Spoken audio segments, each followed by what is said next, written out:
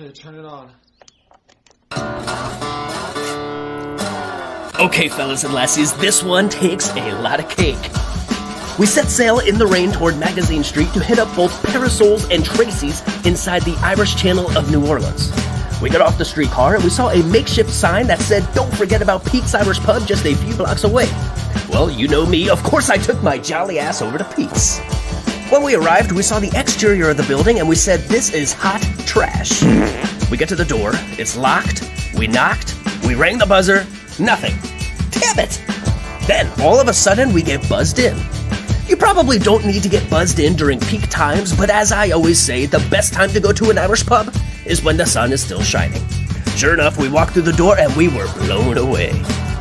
People say don't judge a book by its cover, and that certainly holds a lot of water when it comes to Pete's. When you take your first glance at the interior, you're not going to be astonished or impressed. It's your typical bar with high tops, bar stools, a few TVs, and friendly chatter. The biggest asset about Pete's? The crack.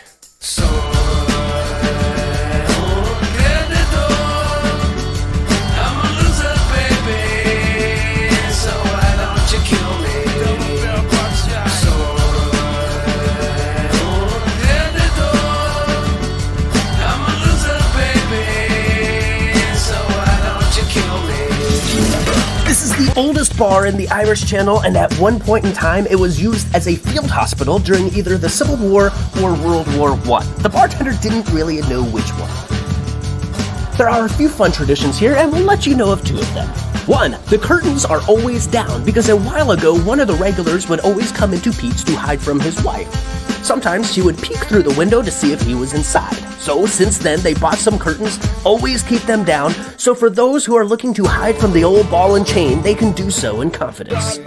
Another fun tradition is that they are dedicated to the Red Baron pizza brand. If you order a pizza here, you're getting Red Baron. If you're someone who thinks they are too good for the Red Baron pizza brand, then you might not want to stumble through these doors, and you are certainly not a friend of ours if that's the case. Check out the article about Pete's for free to find out more about the Red Baron situation. There's an old to-go window on the side of the building, and the ceiling tiles were refurbished after Hurricane Ida. They have board games to keep you occupied, a tiny toiletry for those drinking light beer, and a patio that surely gets the job done. The place still doesn't have beer on tap, which is a huge stinker, so your Guinness will come in a can. They offer it the right way, though. The whiskey is meh, and the beer selections are a bit subpar. So why is this place rated over an 8? Pete's just might provide the best crack throughout all of New Orleans. The bartender does an immaculate job joining those at the bar into the same conversation. I assure you that you will want to make friends with some of the regulars here, as some of them are very well connected. Or not. We didn't say that.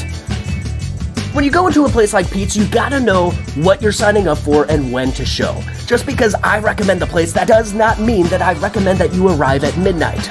Nobody asks Pete's to be proper, although sometimes pubs like these that don't have anything in particular that screams, "This is amazing!" give certain people like me a place to really embrace the crack with those who have traveled in similar shoes. If you're a crack addict, then I advise you to come to Pete's during the daytime. They'll treat you well. If you're not a crack addict, then what are you doing? Go to the drunkenmallard.com right now and become a crack addict for free. Do it. Do it now! Choking on the splinters. Sludge it.